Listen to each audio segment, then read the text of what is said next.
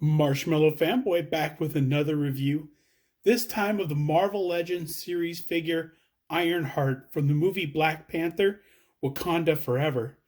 This figure wasn't part of the main release because it's deluxe. It's a much bigger figure.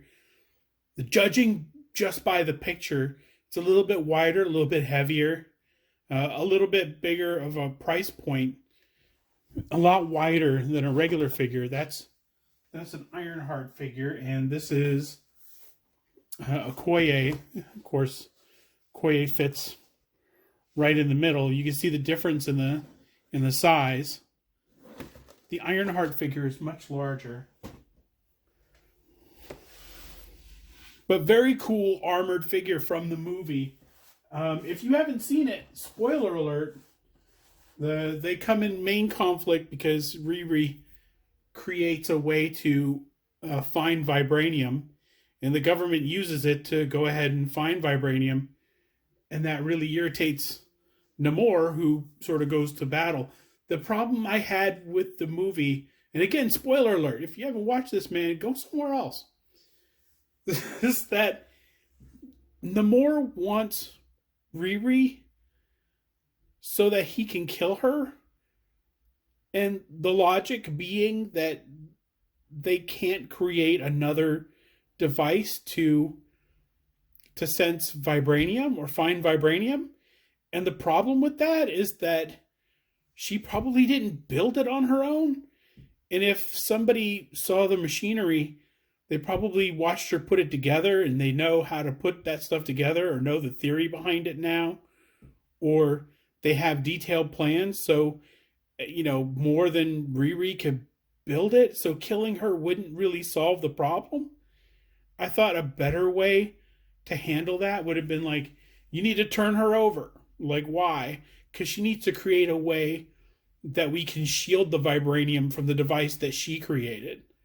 And I thought, oh, all right, well, you're going to get the inventor of the thing that can detect vibranium to hide it from the thing that she made, to kind of fool its signal or whatever. And I thought that might have been clever, but no, they wanted to kill her so that they could, solve the problem of people finding vibranium.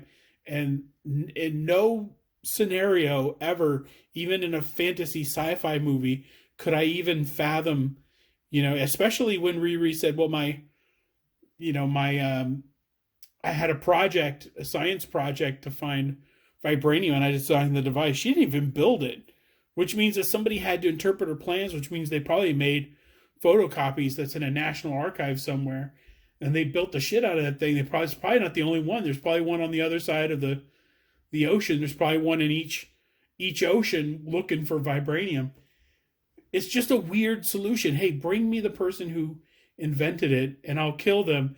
And then there won't be anything left. I'm like, well, that would have been great if she'd given some sort of seminar and said, I found a way to find vibranium. And they said, okay, go ahead and kill her before she can bring it to fruition. But it was already to fruition. It was already working. That ship has sailed. It was just super weird.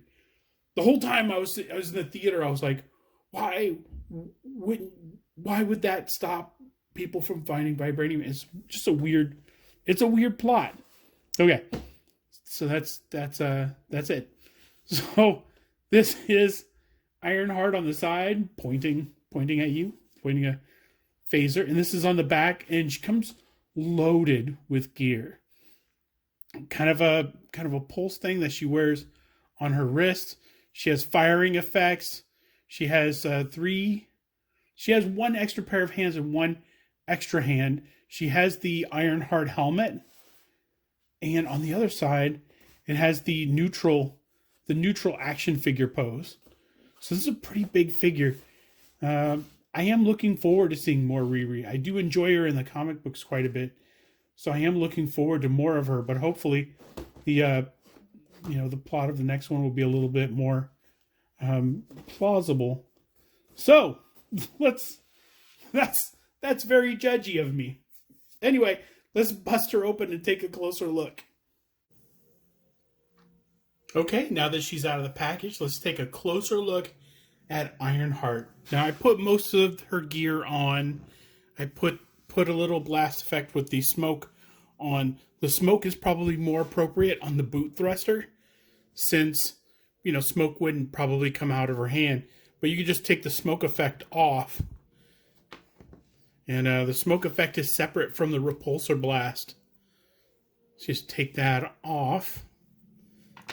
And then put it right in the hand. She comes with 2 hands that can hold repulsor effects.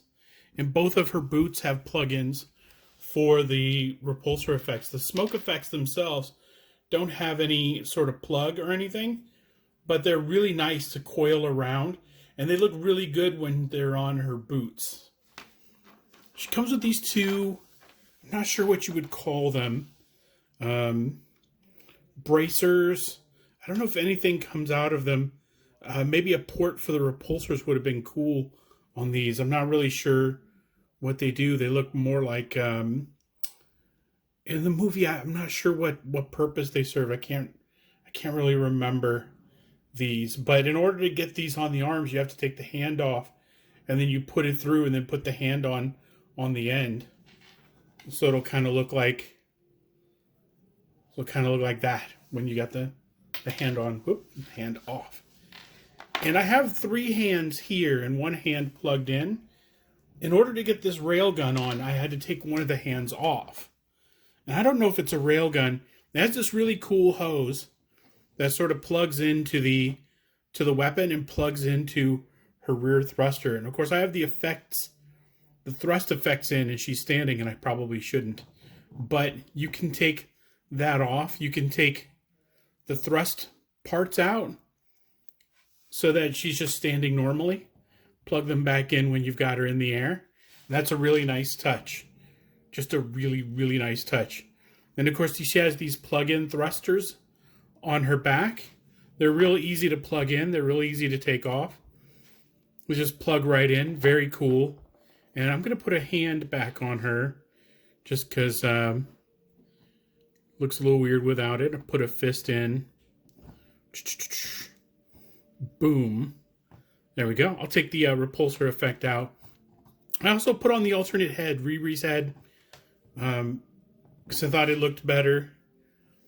And I'll put the Ironheart head on so you can see the effect there. But I really do like the Ironhead head. Very cool. Very like the comic book.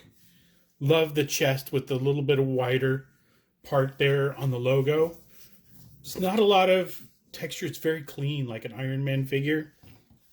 I think that in the movie there was a little bit of, I think she redesigned this in Wakanda. I don't think this is the one that she took off with when they first meet.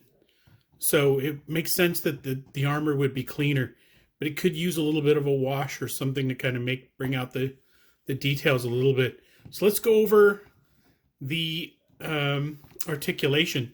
So the head gets a lot of good articulation. Up, down. The hand, well, let's go like a piece at a time. Let's not jump yet. But the shoulders don't go up very much, mostly because she has these shoulder pads kind of holding her back. It looks like they are part of the shoulder joint, so they move until you get to there, and then they butt up against that. You can put it all the way back like that. Oh, it goes all the way around if you sort of force it. That was kind of a mistake, but a happy mistake. There's a little bit of a bicep swivel right where the gold meets the black, so that's nice. You're not going to get a lot of shoulder extension out of her, but the rotation is nice. Double elbows, so she can do whatever she needs to do with the double elbows. Here we go. And of course the hands rotate, and they have a hinge in them, but the hinge doesn't sort of articulate enough so that she can kind of point straight ahead. It sort of bends back and kind of, so the repulsor blast is always a little bit like you can't sort of, you have to kind of hold it up like that, which isn't so bad. But if her arm was straight out and her wrist was up, it would look a little bit cooler. That's not bad, but of course it's kind of drooping back down. Okay, so she has a swivel right under the rib cage. She can tilt back to get into a more dynamic flying pose, and it crunches. It does a little. You kind of have to hold it, so not much. Does the waist rotate? Did I say the waist? I meant the waist. The waist does not rotate, but it rotates right here in the inner thigh. Right here, it has an inner thigh swivel where the armor sort of is in front of whatever that is. So it does rotate. Very cool, very big leg, double jointed legs. So let's see if I can get this one to budge. See if I can get this one to budge without breaking it.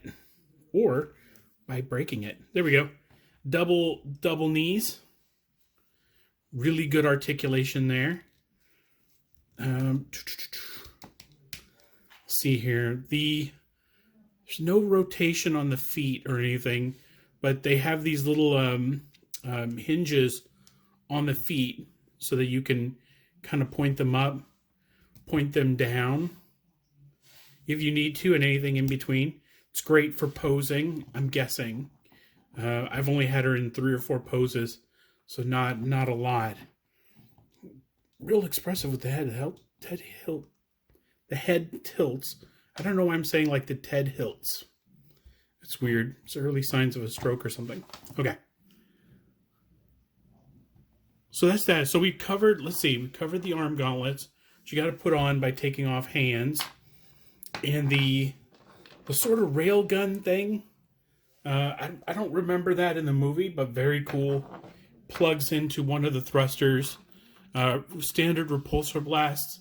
The smoke effects come with other figures too, so nothing new there. She has 2 sets of repulsor hands, 2 sets of fists. Sorry, she has 1 set of repulsor hands, 1 set of fists. 2 each. I'm doing math incorrectly. And of course, an alternate portrait, which I really appreciate. Because some of the figures didn't come with alternate portraits, so boo. But this is the Ironheart figure from Wakanda Forever. It's a deluxe figure. It wasn't part of the build figure Atuma wave, but really cool. I hope you guys got a hold of it. I think it's still available. It wasn't difficult to get, and I was excited to get it. So until next time, enjoy your toys.